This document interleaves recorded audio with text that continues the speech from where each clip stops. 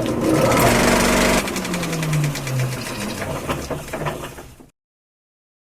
Holics!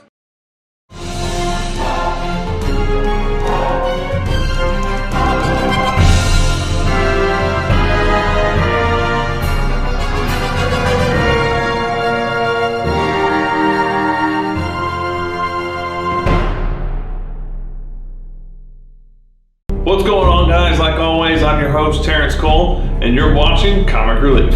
With 2016 just right around the corner, one of the most highly anticipated films next year is Batman vs. Superman. Now, this movie's coming off the heels of another film that I feel like does not get the love that it deserves, and that is Man of Steel. Now, I believe that there are key components that make this an actual solid movie. For starters, they didn't have to copy Marvel's tone. I hear this movie all the time being compared to Marvel movies. Did your brain fall out of your butthole? Did you not see the big DC logo at the beginning of the movie? Newsflash. DC does not need to mimic Marvel. They need to do something different. They need to keep this genre of movies fresh. And the only way to do that is to do what DC just wants to do with it. They don't need to copy Marvel. End of story. Stop comparing it, guys. You don't need to. They're two different companies with two different styles of characters. Get over it. DC's gonna do their thing, Marvel's gonna do their thing. End of story. As a fan, you should want DC to stay as far away as humanly possible than what Marvel's doing. I like the darker tones, I like the more dramatic tones that they're going with in DC. I want them to stick with that tone, do not steer away from that. Please, for the love of God, keep the way that you're going. I feel like that you guys are on the right path. Just continue that and all will be fine. Moving on from that, you got to see also something that was very cool to me that I don't think you've seen in the past movies, is you actually got to see Krypton. And what I mean by that, you actually got to see the world of Krypton. You actually got to see its advanced tech, you got to see its creatures, as sappy as it may sound. You got to see the beauty of what Krypton was supposed to look like and how it was written and drawn up in comic books. Kind of a shame you actually got to see it blow up like the Death Star, but still, it was cool to see for that short period of time. Another key component to this movie was a pretty darn good cast, in my opinion. Let's just state the obvious.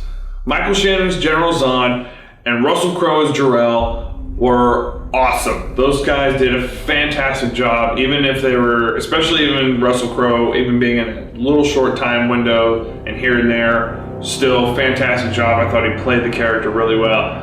And Michael Shannon was just a really badass bad guy, to be honest with you. He played a great Zod. You got to see the Kents, Jonathan and Martha. Jonathan played by Kevin Costner and Martha played by Diane Lane. Both, again, very, very good job on both of their ends. You had Henry Cavill as Superman, who I thought did an incredible job as the character, considering, you know, Christopher Reeves he's got to fill his shoes with, and then on top of that, the botchery of what Brandon Routh gave us in Superman Returns, which I don't really put all blame on him. I really thought that was Warner Brothers' mistake, a lot of that, but whatever, that's neither here or there. And then you had Amy Adams as Lois Lane.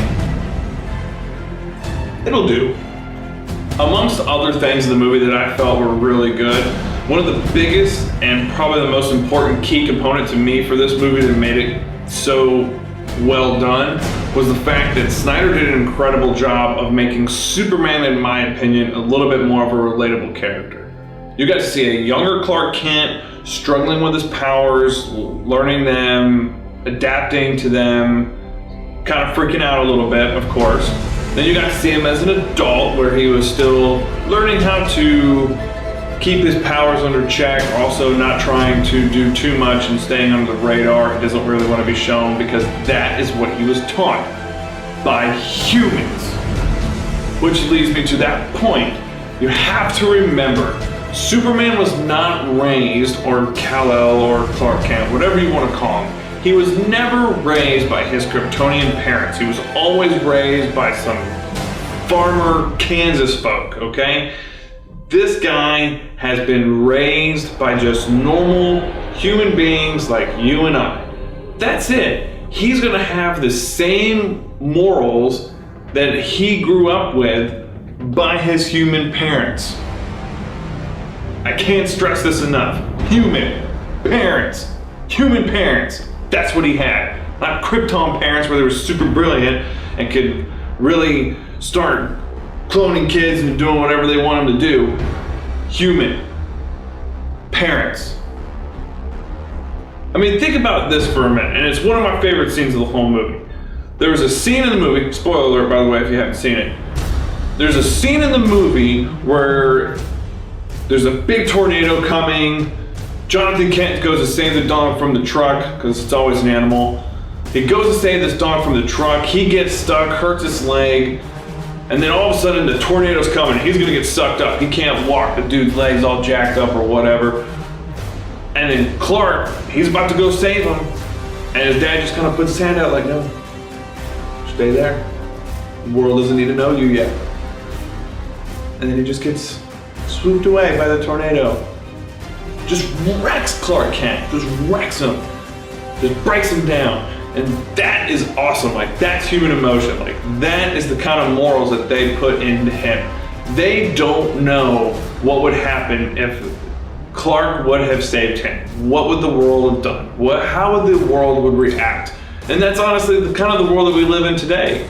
My point is that with his human parents, you basically throughout the whole movie, you got to see him having to make hard, difficult choices throughout the whole movie because he was raised by human parents that honestly instilled into his brain that you don't know what's going to happen. Eventually you're going to want to break out and show people what you can do, and that's fine, and that's going to be your decision, and that will be on your time. But you're gonna have to figure out when that time is. And that's what he did. But again, I want to point back that I appreciate the fact that they just didn't put the suit on him and the next thing you know, he's Superman and he's, old school Superman. He's new to the role, he's still trying to figure it out. I appreciate that. And again, the further that this franchise goes, the better it's going to be because you'll see him grow into the Superman that we've seen in comic books and read in comic books and TV and things like that. We'll get that eventually. It's just going to take time developing the character, which I appreciate. Now, before I get a line of old school Superman fans ready to attack me, keep in mind, this is my opinion, and understand this. I get that there are flaws in the film. I'm not saying it's a great film. I'm saying it's a solid film about a character that has needed a different vision and feel for a long time. No disrespect to the past. Well guys, that brings us to another end of an episode of Comic Relief. What did you think of Man of Steel? Was I way off base? Please let me know in the comments below.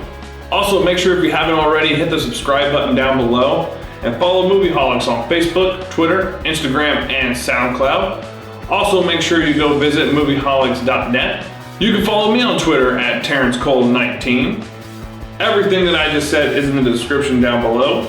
Until next time, see you guys on Comic Relief.